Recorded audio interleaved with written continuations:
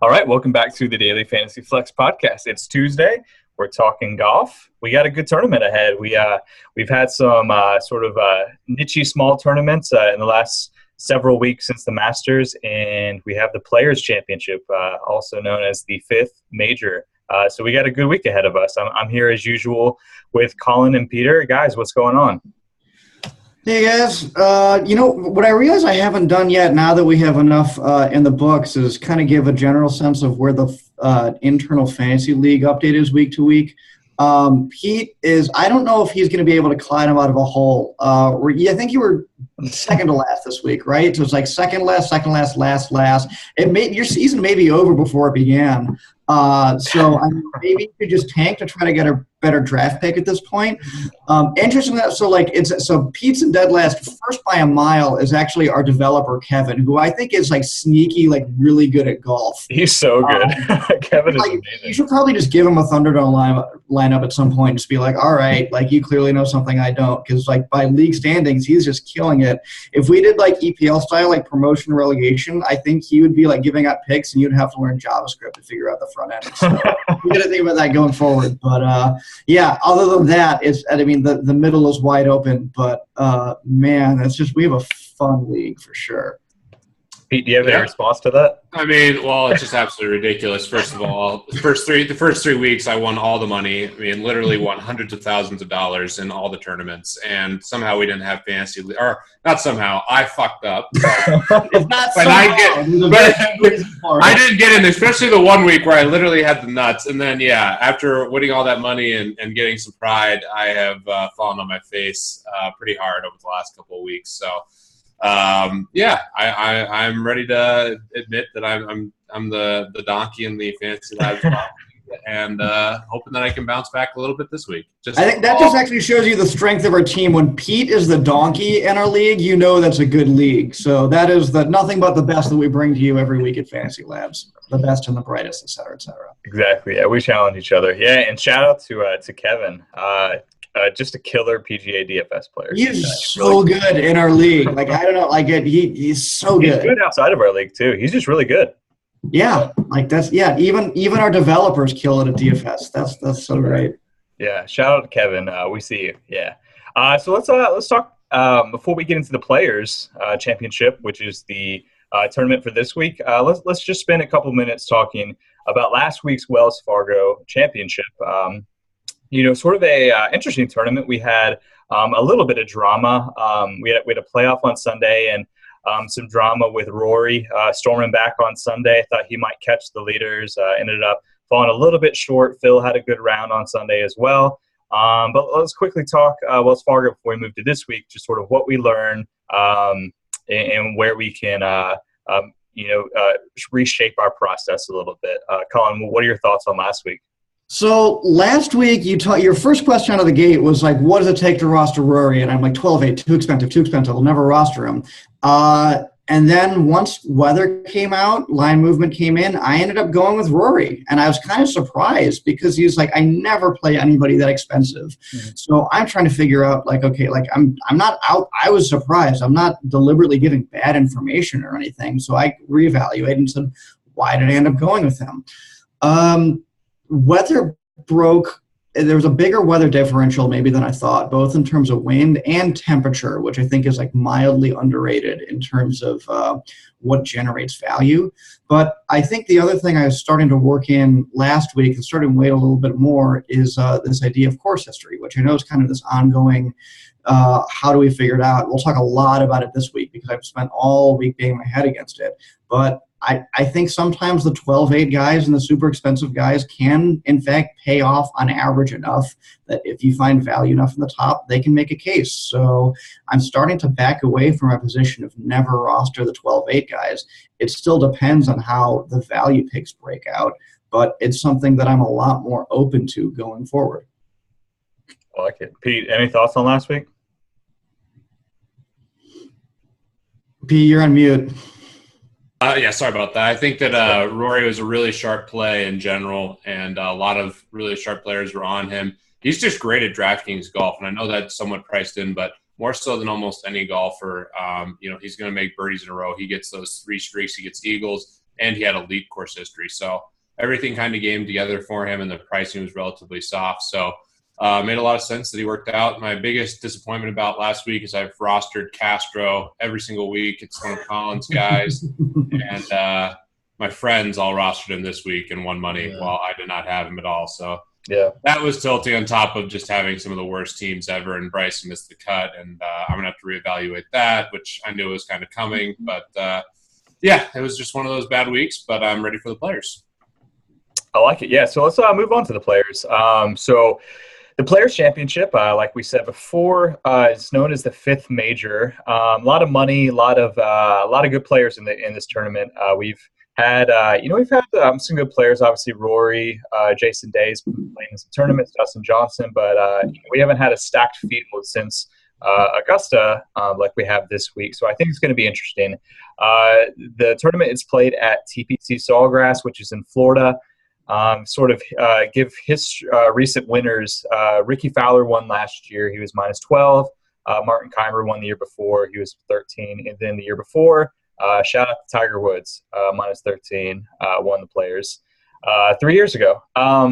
So quickly just touching on weather, it looks like it's going to be sunny, warm, and yet again windy. We're just going to have to worry about wind every week, it feels like. It's just the thing that just throws everything off, the thing you have to monitor on Thursday or Wednesday night right before lock. Sort of a challenging variable to add in. And I think we're going to have to deal with that this week again.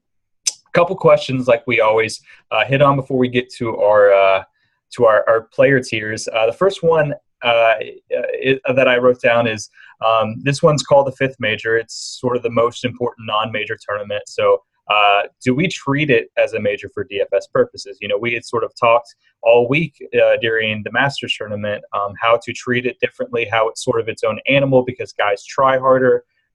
They will play through a nagging injury. So I guess my question is, how do we approach this tournament? Do we treat it as one of these elite majors where guys are going to play differently? Pete, I know this is probably a big thing for you. I won't treat it that much differently. We do have a lot of course history, and there's also other tournaments that we can look at for history as well. So that's one nice thing about it. But no, I don't think it's quite like Augusta. I think Augusta, even more so than other majors, is kind of its own deal, especially since putting's at such a premium, and there's certain guys that specifically do really well at Augusta, just knowing the course. I'm treating it pretty normal. The one thing that is like a major is it's a totally stacked field, so we have all the best golfers in the world, and that's going to be the thing that we have to decipher is how to kind of build lineups, because that's the big thing that I think a lot of people are thinking this week is, do I go with the balanced roster, or do I go more stars and scrubs? Because I know a lot of people are bullish on Rory and Spieth this week relative to their price, and there's some really nice mid-range plays as well. So curious to hear Colin's thoughts, and it's definitely going to be fun. The prize pools are bigger too, which is nice. Nice. Yeah, I don't like when we talk about like treating it like it's a major. The last time we talked about it is, like basically discounting like 2 or 3 weeks prior because the top guys can maybe mess around for something like that. I don't think anybody's optimizing around Sawgrass like it's a priority for them. So I think that's fair. It's kind of an open question to me in terms of when the field is stronger or weaker, should we do anything different for a given player? I don't do anything differently. I think that's kind of like that. There's not a strong case to do something drastically differently. So I don't think anything there. The only thing that I think is kind of unique about Sawgrass is, and because I was thinking about that, because we're going to like course history is going to be the theme of the week in terms of like really how do we nail it down, because there's some definitely some plays that will swing on that this week, is there are probably very few courses where a golfer will show up even if they're really bad at it, but they're just going to play it anyway. Augusta is going to be one of them because you don't turn down the Masters, right? Mm-hmm. And presumably Sawgrass is also going to be one of them because it's like a decently prestigious tournament. The purse is pretty high. And if you can make it, but you don't do that well at the course, you're probably not going to turn it down. You're still going to go because it's Sawgrass. I don't know enough about like the prestige level and stuff like that, but just looking at some of these course history numbers, they're far more extreme, like swinging one way or another. Like you have guys who are just clearly not good at this course, but keep showing up year after year. And I don't think you're going to get that at any other event, just because if you're bad at it, it doesn't fit your eye, you don't like it or whatever, you don't have to go there, or you'll find a reason to skip it. So that's the way that I'd approach it differently this week, but that can get borne out in the numbers as well, which is the nice part. Yeah, that's interesting. And that was sort of a follow-up that I was going to ask Pete just now, because I think he would know probably better than any of us. What is the prestige of this tournament to these players, Pete? I mean, there's a variety. They do say it's their players' championship. I mean, I think the real reason that everyone shows up is the purse is 30 to 40% bigger than most of these other tournaments, even bigger. I mean, it's over $10 million. So, you know, these guys want to get paid. That's their profession, which is why they're going to show up. So anytime there's a big check on the line, I think that boosts the value. And I think the players really go out of their way to give back to the fans here. It's something that you'll see a lot of guys pride themselves on and talk about throughout the week, how they really want to get back to the fans. And, you know, they do that at every PGA Tour stop to a degree. But this one I think is a little bit more special. And, yeah, it's definitely not a major in my mind, but it's certainly probably the most hyped tournament outside of the four majors. Fair enough. Cool. Yeah, so good discussion on that. My second question that I have before we move to the player tiers is this idea. Colin, you hit on this last week, so I'm really curious your thoughts. You sort of just mentioned it in passing about a specific player. I can't even remember who it was, but it was sort of the rust factor and how you deal with data. Yeah, when there's a gap between player tournaments. Oh, yeah. I remember now. So I guess my question is, for some of these top guys, I guess the big example here is Jordan Spieth, who hasn't played since the Masters and that sort of debacle. So maybe this is a twofold question: is how do you deal with the rust versus rest factor here? And then maybe a separate question is how do we deal with Jordan Spieth? And that can maybe transition us into our player analysis, because I think he's obviously going to be a big factor in this tournament. I think my assumption always is if guys feel like they need to shake off the rust, they'll play a tournament. Otherwise, they'll rest. I don't think 4 weeks is a whole lot to be considered rusty. Guys take off 4 weeks all the time just in the course. I think you only really start to see the effects of rust around 7 or 8 week layoffs. And that usually correlates for when they're taking time off with injury anyway. So it's not even an independent variable type of thing. So I don't do anything different with 4 weeks. Yeah, it'd be nice to have more recent course history, but I don't really do anything differently. With Spieth, I'm actually not really sure. I mean, he is a player in the field. Is there anything particular about what are the effects of Spring Break 2K16? How's the banana boat affect his 3-wood play? I don't know. It's a layoff. It's a layover. He doesn't jump to me for any particular. So the heartbreaking fashion in which he lost has no bearing to you. No, I'm the cyborg here on the show. That emotion, where's the data point for that? I don't know how to quantify that. So it is an open question. How do you recover? How long is too much to recover from a heartbreak at the Masters? It is a good question. I don't want to dismiss it, but the short answer is I'm not trying to factor it in. But that's Pete's job anyway. I'm not going to factor it in. I don't think it's too much of a thing. I think we'll talk about other guys who have taken some time off. The Masters winner Willett hasn't played, I don't believe, since he won. So I think he's in consideration when you talk about him. There is one guy who's pretty prominent in terms of what people are talking about, and that's Jim Furyk, and that's another situation to talk about when we get to the tiers. But that's someone where I'm going to try to account for his injury and how much time he ended up taking off before coming back last week. So pertaining to Jordan, nothing, but definitely some guys that we have to talk about with rest and injury. Fair enough. Yeah, Furyk was the guy that we were talking about last week. Yeah, I remember that. Once I started rambling on about it. Okay, good thoughts. Yeah, I was really curious about the Jordan thing. Obviously, that was the biggest story of the Masters, and now we're seeing him for the first time. So, yeah, was curious about that. So let's transition to our player analysis. Like always, if you haven't watched, we go through tiers of players on DraftKings, and we divide them up by salary. So the first tier is the elite tier is going to be 9,000 or more. The middle tier is going to be the 7,000 to 8,900 range. And then there's going to be a 6,900 or less. I think it's going to be a little interesting because sort of like the Masters, we have a lot of guys in the elite range and actually a ton of guys in the middle range too. that are potentially interesting. So, yeah, I think this will be a good discussion and help us work through our thoughts on these guys. Colin, so I'll start with you. No, I'm going to insist we switch it. I always go first. So I want to have Okay. Pete. So let's get a mix a little bit. I like it. All right, Pete. We're going to start with you this time. 9K or more. Yeah, there's some guys that I really like. I think Rory's another great play this week. 11.7, it feels like a great price if you like some of these cheaper guys that we'll talk about. I love Rory this week. Love Matsuyama this week as well, Henrik Stenson. And then the most intriguing player by far, which I think Colin and I need to have a long conversation on, and certainly have talked to a lot of other friends, is Sergio and this elite course history that Sergio has. He's more expensive than Stenson and Matsuyama, who in my mind, and, in every other ranking, just looking at stats, are better golfers than Sergio at this point. But Sergio has elite course history. So he's intriguing for me. I guess Justin Rose is another guy I'd throw up there. His putting's been really poor, especially from 5 to 10 feet. He missed a ton last week. Really should have won the tournament with his ball striking, but he's another guy I guess is in consideration for me. And Jason Day is probably the guy who's ranking lower than most relative to the rest of these guys. And then the expensive guy that I'm going to fade for sure in tournaments is Ricky Fowler, who I think will be the most heavily owned guy. Did win last year, but I'm going to fade him. So, Colin, what are your thoughts on that? And in particular, Sergio, how are you handling him and his course history? So I actually I realized we forgot what part of the rundown we forgot. We didn't do course fit because that actually plays well with some of these guys. So. Yes, I apologize. All right, so yes, brief interlude. So we're going to pause and do course fit. So what's the speed up the express run? What's the usual one? This looks like break out your 3-wood and your irons because this is a ball striker course. It looks like lots of driving accuracy is going to be like 85% of it. Throw in some GIR, which is highly correlated with that. Driving distance doesn't get you a whole lot here, at least from the data side. So keep it simple, keep it to ball strikers. Pete, do you concur?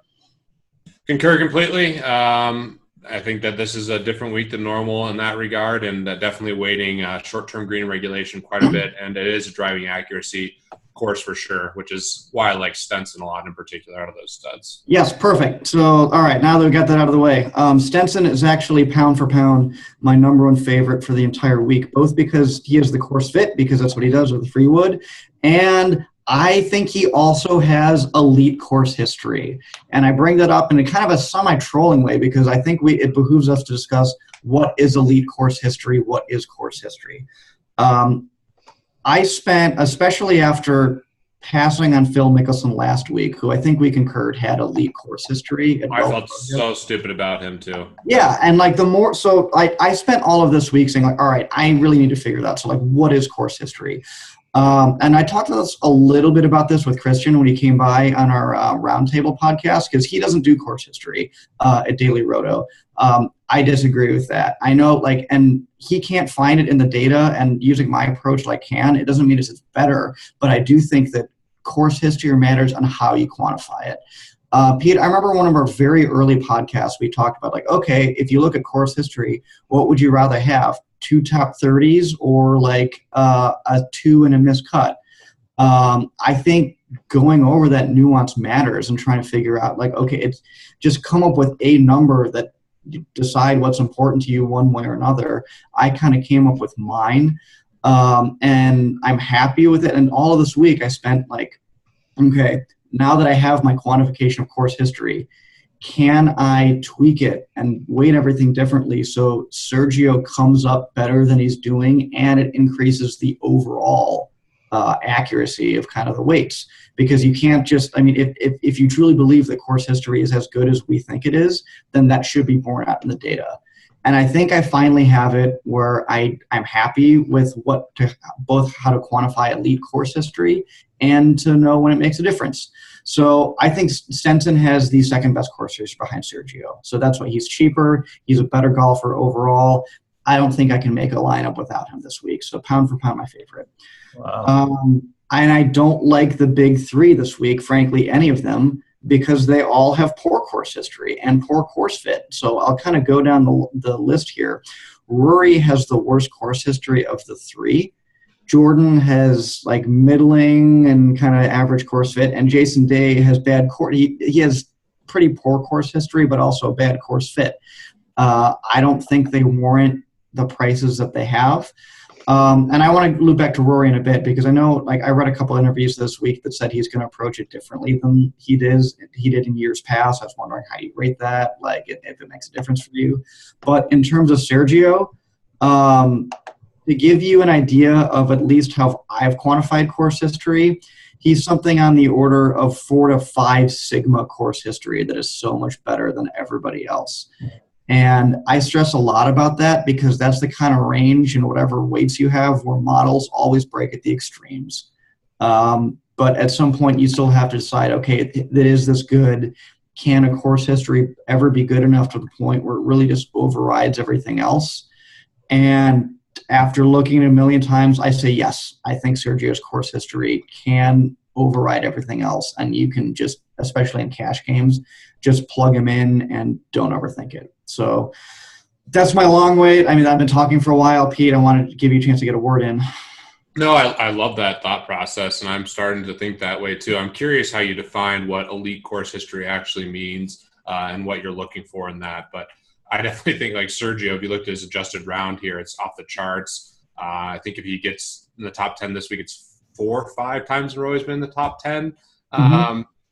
I mean, he just absolutely owns this place. Just from watching it, he's always right there. Stenson ranks really well, and in that same regard. And I'm with you. I think that these guys who are amazing course fit and great course history are just locks going forward. Yeah. So. The weird thing about Sergio, though, is from his normal stats, he's not a great course fit. There's nothing that jumps him about like, oh, he's a great ball striker, and yet he just dominates this course. He's known historically as a great ball striker. I'm not sure if that bears out in his recent data, but just like coming up as a golfer, that was his strength, was his irons and like his 3-wood, and he really struggled with like the putter relative to the other guys who are elite golfers. So he was known as a ball striker. I know his stats now aren't as great. If you look at his like driving accuracy, it's actually kind of poor.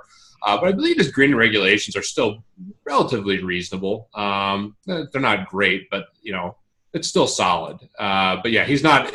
His recent stats don't back up that he's a perfect course fit, but historically, that's exactly what he's known as, and I think it makes sense that he's had a lot of success here. Okay, and if you kind of want to get a better idea of how I'm defining course history, the way that I go about it is how often does someone beat what like expectations that you would have for that golfer otherwise. I actually talk a lot about like over underperformance based relative to expectations in this week's article when I kind of go into the specialist stuff.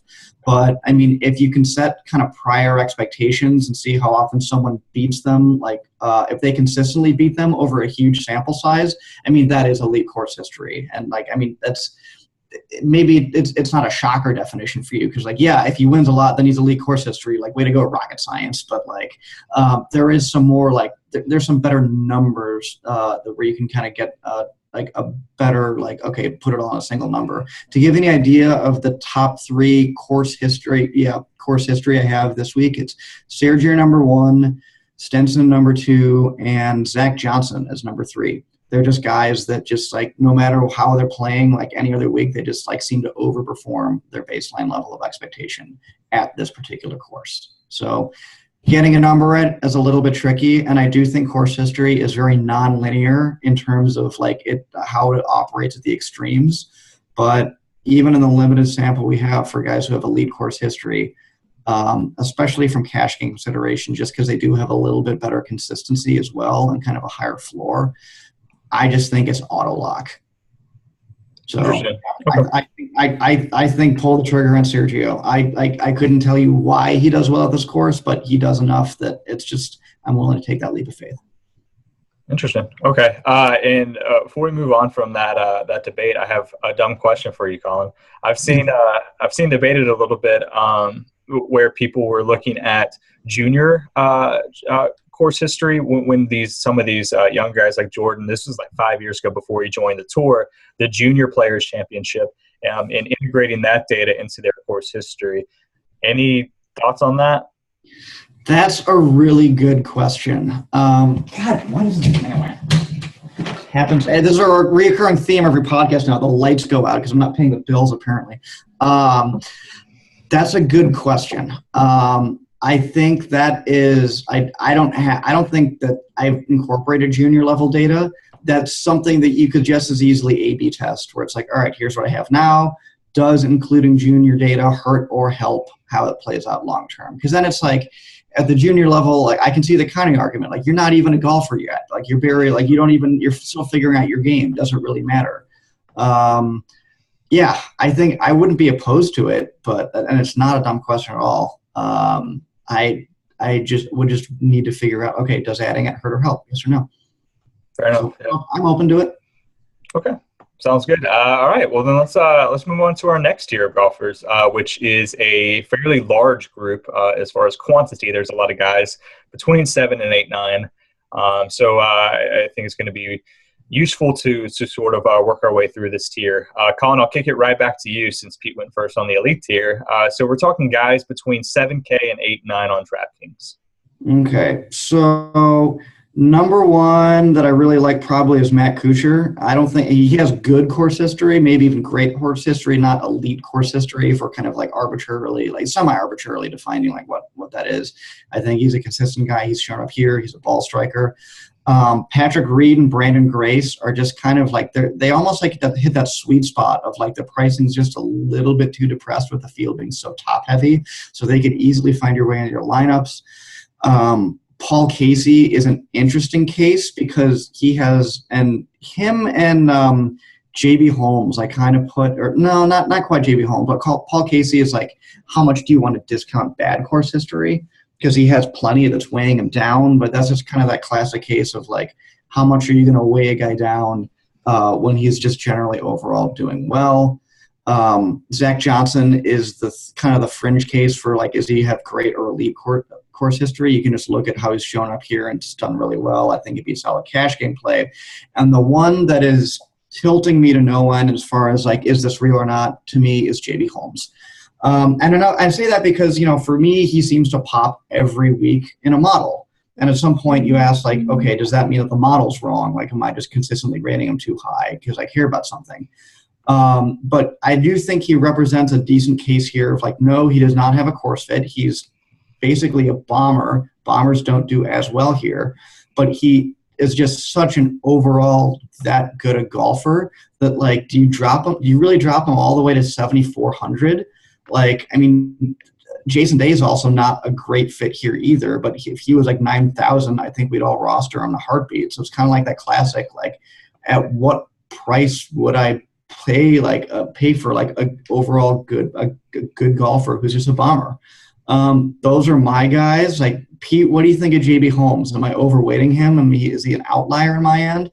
I think people like him. I mean, he's just too cheap, but he's exactly what you said, not great course history. Doesn't fit here. He's the prototypical bomber, but he's definitely better than 7,400. And he does have good recent green and regulation. I think he's a really nice tournament play. I'm not sure where he'll rank in cash. Casey is a guy I was going to ask you about because he has bad course history, but he's, again, much better than the 7,900 price tag, especially with his recent form. So yeah, so it's almost like how do you weight bad course fit and bad course history? Kind of two sides of the same coin type of thing. Right. Kuchar, Zach Johnson, I think those will be pretty chalk plays this week. I think everyone's labeling this as an accuracy course, and those are two guys who come to mind that are very accurate off the tee. One thing that kind of hurts them is the length, and that's not going to be as important at this course. So I'm with you on that. Grace is rating really well in my model. He's near the top. He's the cheapest guy in that top range. It's not, above 9,000. Pretty much everyone else is. And then there's a couple other, I guess, semi-interesting guys like Martin Keimer, who I might throw in a tournament team. One of my better showings when I first got into PGA golf was this tournament when he won. I was all in on him, and he had a great showing. He's another guy who just has really nice course history. So trying to figure out what to do with him because he's really fallen off, but this is a great course for him. So what are your thoughts on Keimer? I mean, Keimer is one that I also kind of want spot checking, like, all right, let's take a revised look at my newly quantified course history. And, like, yes, he does have really good – I think he's, like, right next after Zach Johnson. He has really good course history. I actually feel like it's probably – like, I lean the opposite way. I think, like, from seeing the range of outcomes of good course history versus average, I think it's actually a better cash play just in terms of like it's a higher floor, but like maybe it doesn't correlate with a ceiling necessarily with the range he's at. Kevin Na is the other guy that I meant to mention earlier. He's another guy. He's up there too. I was actually kind of surprised that he didn't pop higher for me. Because I mean, he has a decent record and all that. I think it's just 7,800 is just a little too expensive. Like it was fringy on the edge for sure. I mean, I wouldn't hate it by any stretch. He's a consistent golfer in general. Keimer is also one of those kind of edge cases where it's like, all right, the course history jumps for sure. I think I just pulled up as I'm just bearish, I guess, still when in doubt, bearish on his long-term adjusted round. Complete with Euro events and everything. Here, let me pull it up. What has he done lately? He's not great. Masters was overwhelming. Like, sure, a 6th place in the Spanish Open. Like, yeah, I think just like anytime I see miscuts in the Euro Tour, that's just a kiss of death for me. Where I just know that's going to weigh down the long-term adjusted round so much that it's like, and there are compelling options. I don't feel like I'm missing anything leaving Keimer on the table.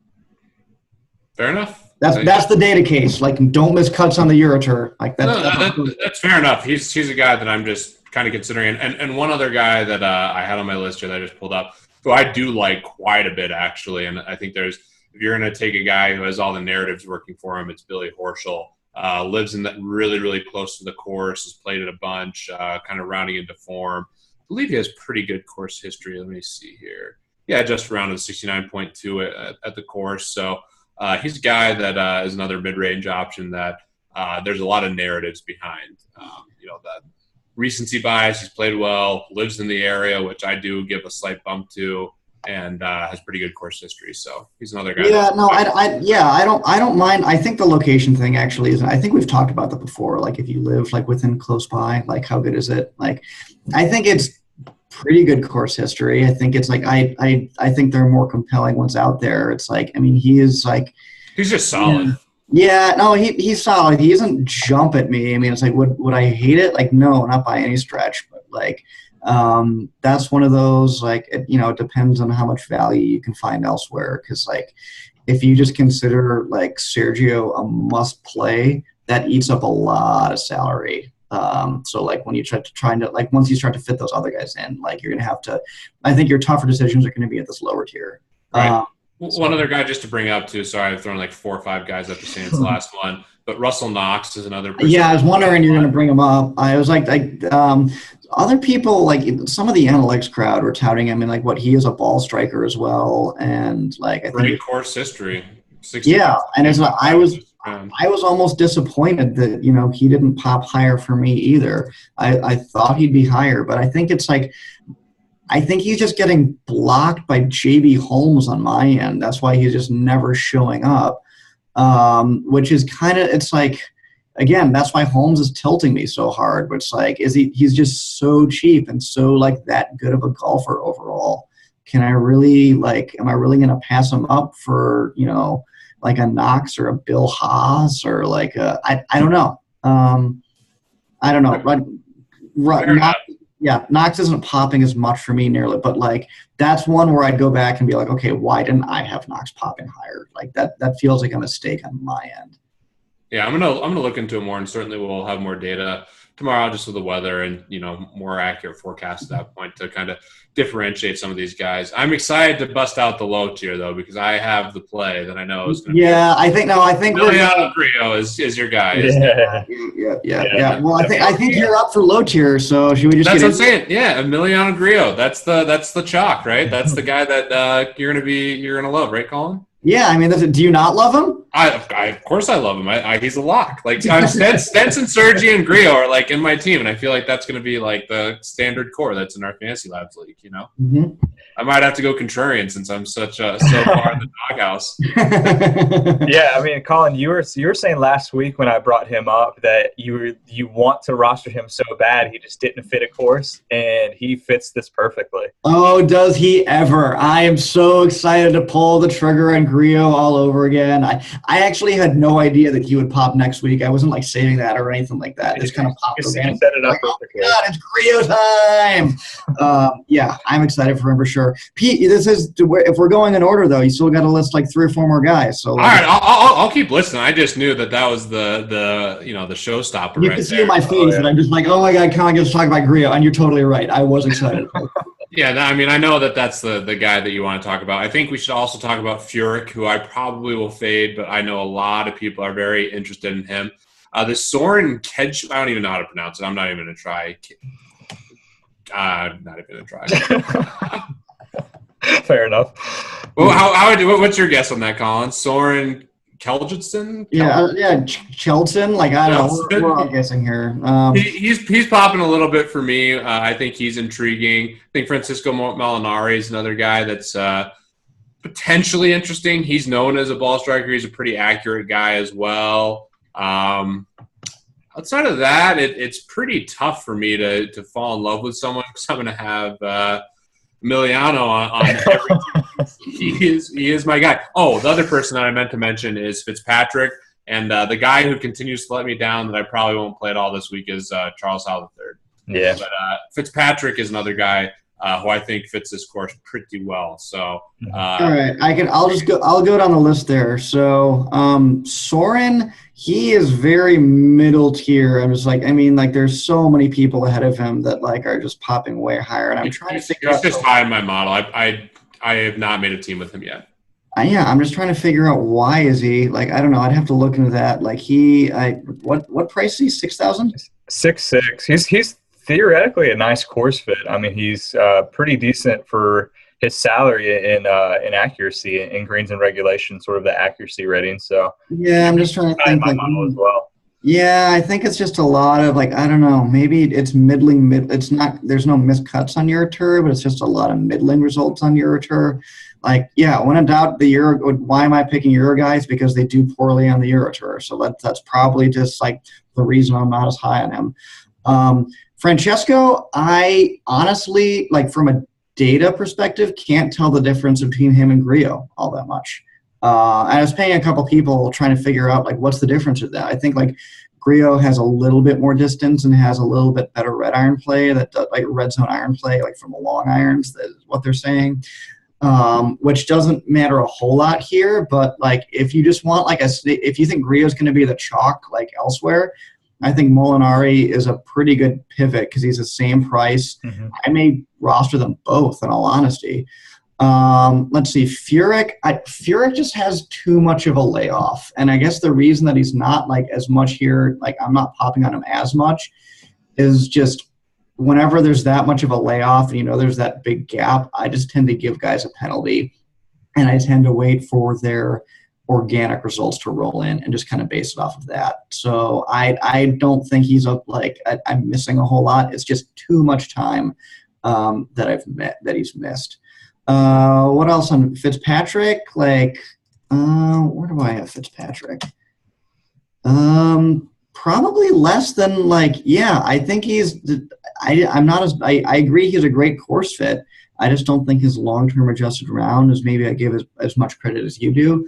One other guy too that I forgot to mention that you might be on is Luke Donald. See another guy that he's up. I mean, yeah, I wouldn't hate that at all. I mean, just from course history alone, and maybe if anything, I don't know if that his stats should be more weighted towards if he's back to being a ball striker, maybe his swing change hasn't caught up with it yet as much. But yeah, I could see that being just right up there.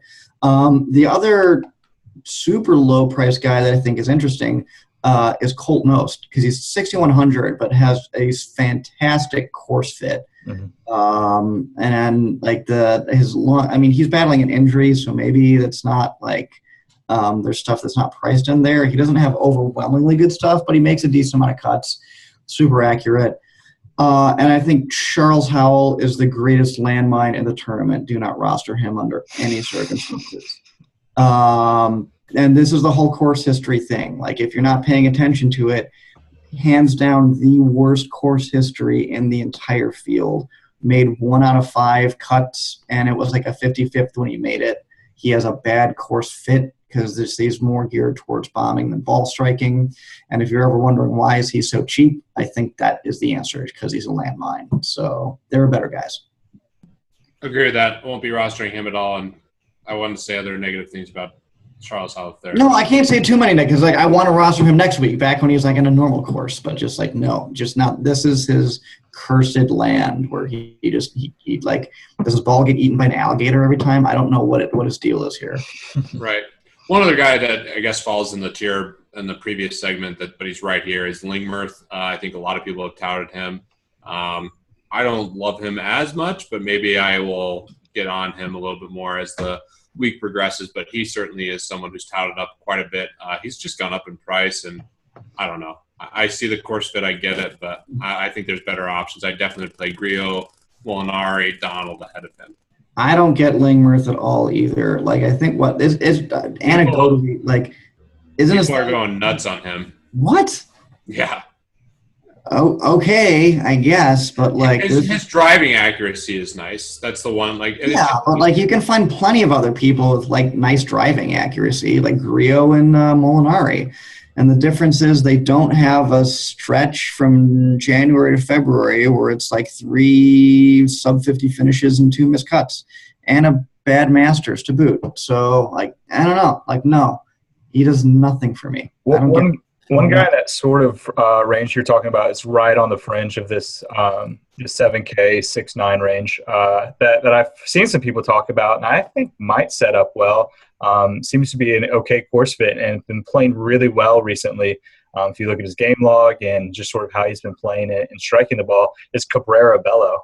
You guys have any interest in him? Rafa. I've heard about him touted. I was going to potentially mention him. I think there's just a lot of guys that are similar to him. Yeah. He's not popping crazy for me.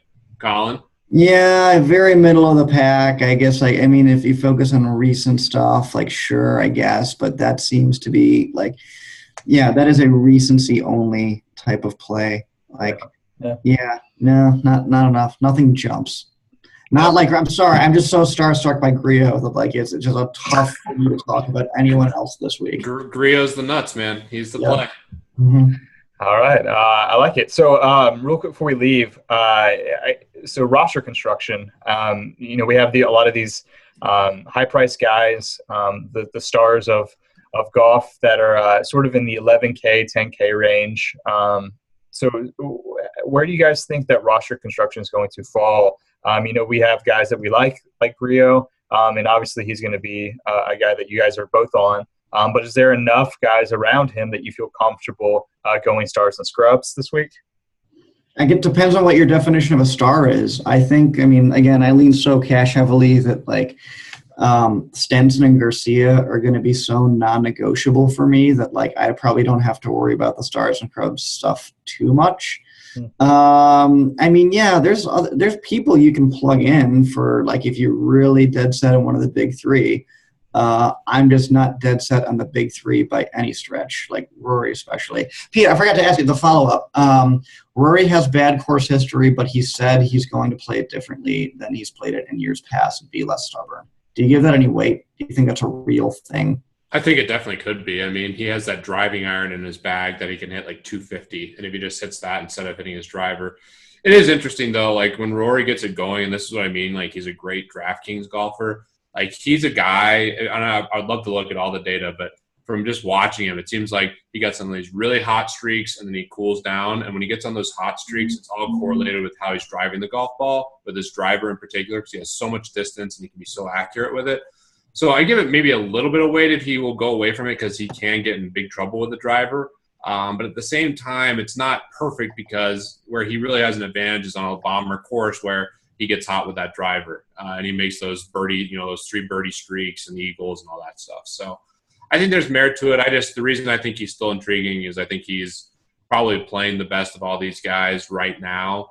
And I think that he's an elite golfer who sets up really well for DraftKings. But I am probably not going to go that route. I know other people probably will, but I like the balance of, Hideki, Stenson, Garcia, and then filling in some other guys, especially Griot, I think will be in a lot of my lineups. So yeah, you could take all of the. I may go all three of those guys. I already have your team. I'll tell you off air. I already know. Yeah, it. no, yeah, you can do this. Yeah, actually, I want to hear it. Like, all right. Well, here's the show. This is going to ruin it for Colin, but here's Colin's cash game team. Okay, Sergio, Hideki Matsuyama, Stenson, Griot, Molinari, and his boy JB Holmes. You the 6 for 6. Like, you have solved the puzzle. Congratulations. So if you want, I mean, subject to change depending on line movement, all of that. I'm actually, it's not like 100%, but like you're like a minus 300 favorite to nail it. Like. Yeah, I've made that exact team. I have 4 or 5 teams made right now. So, yep. That's what it is. It's just one of those weeks. I feel pretty good about it, and we'll see what happens over the next 24 hours. That will really dictate some final changes. But I certainly think that this construction makes sense. And the nice thing is we'll see a lot of variance in lineups just because there are intriguing options. I've heard a lot of people tout some of these big hitters like Bubba Watson, Dustin Johnson, even Adam Scott, and I'd probably be fading them, but a lot of people will still be rostering them. So great week for tournaments and should be a lot of fun. Awesome. Well, we will end it there. The Players Championship, big tournament, which means we got big GPPs and a lot of fun on DraftKings this week, I think. We'll end it there. Thanks for listening. Thanks for watching, as always. Good luck this weekend. Hopefully you guys take down a tournament or two. We'll talk to you guys next week. Thanks.